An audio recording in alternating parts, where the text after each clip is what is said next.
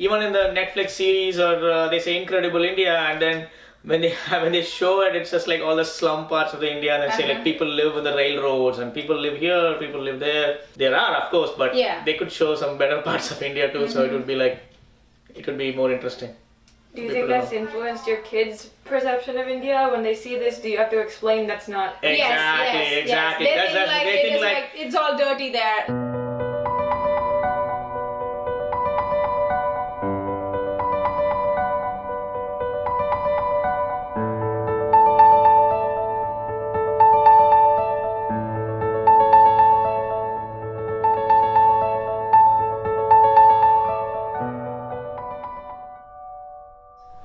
Do you want me to start showing stuff? Yeah, so like just talk about it and tell me what it is. Okay, so like I was talking about Navratri and Garba, these earrings are in a bag, but this is like my favorite jewelry to wear. We like get all this stuff out once a year for this festival, and I'm always like super excited to wear everything because I don't get to like day to day and stuff.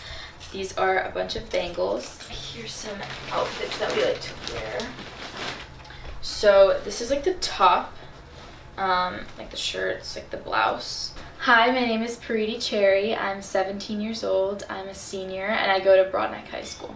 My name's Avik Cherry. I'm 11 years old. I was born in India and I moved here when I was 2 years old. I'm Jignas Cherry.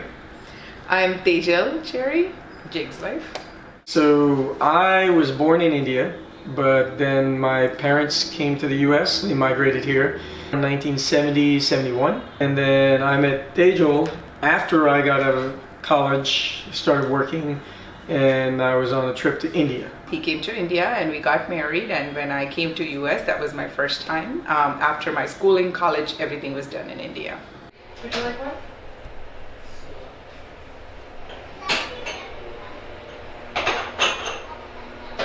My name is Sarananathan Subramanian and I am from Tamil Nadu in India. Came to US around 2007 and I've been here for the past 12 years. And this is my wife Tamara Emily Cohen. And I'm from Massachusetts originally, and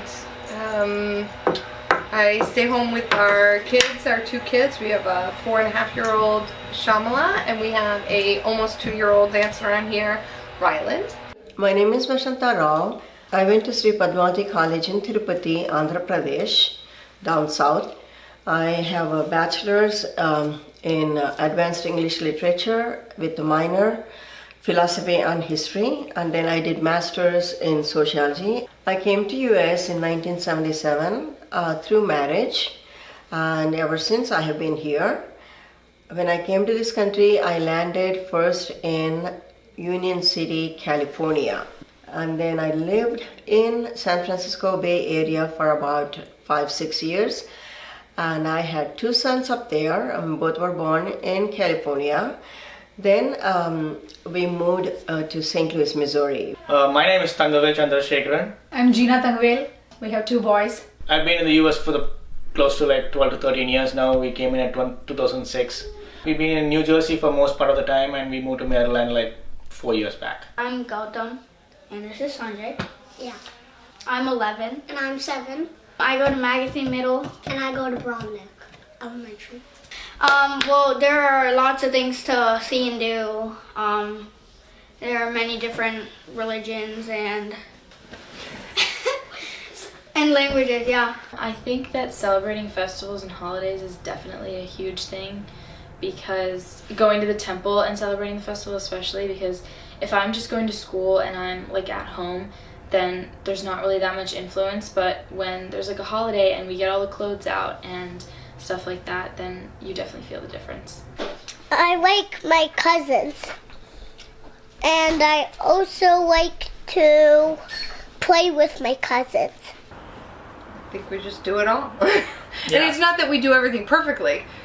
That's certainly not the case. But just the calendar rolls around and oh, it's Hanukkah. So it's Pongal. Oh, okay. Let's just do what we can do. And we get it together, and Diwali will be coming up, and me and Shai will... one year we painted plates and put candles in it, so when Nathan came home from work, they were all lit up. It's just a matter of just saying yes. We both are from different states. Like I'm from Tamil Nadu and she's from Kerala. It's just the neighboring states. So in Tamil Nadu, I'm close to Coimbatore. And My place is closer to Trivandrum in Kerala. in Kerala, yeah. These are the southmost states of India. Of course, yeah, India, every state, the culture and the food and everything is different. We never used to know each other's language. It's unity in diversity. Yeah, so it's all like when we met in the master's degree when we were doing the masters in India. So she came to Tamil Nadu and she never knew Tamil. She knows only Malayalam. And he cannot talk Malayalam. I cannot talk Malayalam, so we had to learn each other's language. So that we can talk to each other's We can talk to families. each other's families. The common language that initially which we were talking is English. Fluently, I can probably speak Gujarati and English, and that's pretty much it. But sometimes, out of a random thing, I don't know how I know it. From my perspective, I think India, we have no choice. Like, we have to have more languages to speak, to communicate. Like, and I mean, these are just 4 regular languages, but there's, like, when we grew up, I learned Sanskrit. Like, there are 7 languages that we were supposed to learn. And I think it's because there are so many different languages and you have to speak dialogues. Not that I grew up a lot in India, but seeing the culture there and seeing Tejal and my relatives and everything else, you almost have to. You know, it's not like if I grew up in Gujarat, I had to learn Gujarati. But at the same point, I had to learn Hindi or whatever it may be, just because to go around the country or whatever it may be. Everybody's not going to know Gujarati, or at least then or now or whatever it may be. So certain areas, Hindi it is. But at the same point, now you have to learn English too, because you have to deal with, when you go to the bigger cities, English and everything else. So now you're talking 3 languages at least, you know, type of thing, maybe more, depending on like when you grew up, Marathi or whatever it may be. So Gujarati, Marathi, Hindi or whatever. Paridi, if I can say it, is like when we go to India, we didn't tell her she had to learn Hindi or anything else. But when she goes there, she picked up on Hindi. She learned that on her own, and she likes it. So it's just one of those things where you just adapt to it. So I think India, that's one of the greatest things, I think, is that language is not forced on you. You just automatically learn it. So when we got married, we were going to India, and so I learned a list of words that I could say to people that I was just meeting. So those words I can recognize in a conversation. But no, and people are always very surprised. I don't know how much you want to know about this, but people are always very surprised that you don't just pick it up.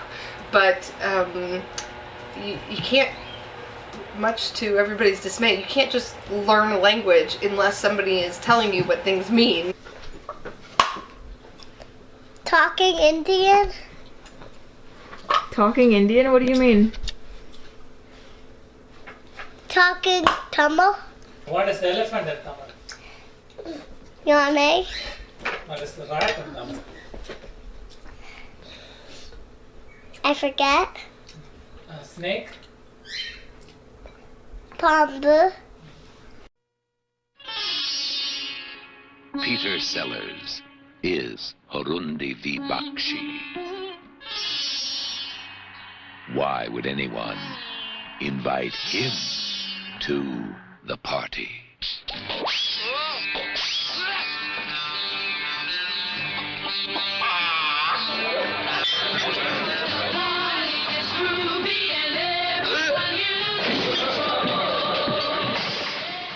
I think we always say that to our kids, is that when you watch Indian movies, when we grew up, or whatever it may be, there are certain things that you just don't see in Indian movies, you know, like the kissing and the language and everything else. And that's what that kind of reflects, is that innocence type of thing, or whatever it may be. Not that it was always like that, but India, you know, 30, 40 years ago was like that to some degree, you know, in that innocence. So people's viewpoint of us when we come here, you know, in that time frame, was definitely like that. I think my perspective is a little different on that, is because I feel like, I know like maybe like in 1960s it might be happening, but at least where I come from, like Mumbai, we're very, maybe a little bit advanced, and so I didn't know how to use fork and knife, or, you know, like I had idea about like what things can happen, like some of the little things. I mean, it's funny to see, but I would think India is such a big country, so there are certain parts of India where people could be like that, or then there are certain parts of India where people are way advanced than like more Americans here, you know. I mean, I guess one of the things when I was growing up here, the biggest stereotype we had, and it was a long stereotype to get rid of, is either Indians, we weren't engineers or we weren't in the technical fields or doctor, you know, at that point. But when I was growing up, it was more of, hey, they own hotels, motels, or they own, you know, like mini marts or whatever it may be. And it was a stereotype then. Now it's more of, it's not considered something low. You know, it's a business that you own. But then it was more of like if you went to a motel or hotel, it's always owned by an Indian. Or if you went to a 7-Eleven, there's always an Indian owning that, you know. So there was that stereotype, you know. One of the things that people would say, like, oh, can your dad get me, like, X, Y, and Z from 7-Eleven? Or they'd be like, oh yeah, don't all Indians, like, own motels and, like, Dunkin' Donuts and stuff? And that's not true. But even my dad being an engineer is also a stereotype. People expect me to be really, like, studious in school and, like, work really hard. So then when I actually do, they're like, it's kind of like, it goes along with my, like, culture. Sometimes people are very curious, but sometimes they just want to stay away. Why would they want to stay away? They're afraid of the unknown. They don't know about India. No, so they really don't have any information. I'm just like a regular person, but the only thing is they sometimes mispronounce my name a lot.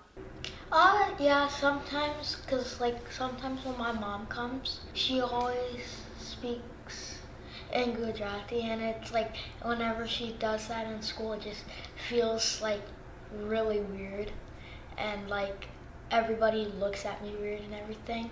Sometimes. Do your friends make fun of it? I mean, I bring it was idli and sambar, and then one of my friends, Garrett, he thought that the sambar was puke. Like when you bring it to school, it's just everybody, it's like so hard to eat because like everybody's just staring at you. I'm just like, what are you staring at? Well, Nathan has a story about Pittsburgh that he mentioned earlier where he said somebody told him to go back where he came from. Somebody asked me if I had adopted my 2 children in front of them. So like, what if I had? Like, this just like, and I mean, it was an older gentleman working at a restaurant that we were at, and it was innocent enough, and that's the way I take it. Then just at the very beginning of our relationship, actually a couple of my old-time friends kind of had some feelings, and I did not like it, and so we do not spend time with them.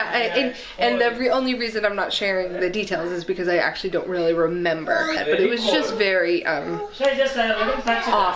off-key. Somebody once asked if I'm marrying him, or if they were worried that he would want to be marrying me for a green card, which of course is horrible and racist, and true, obviously.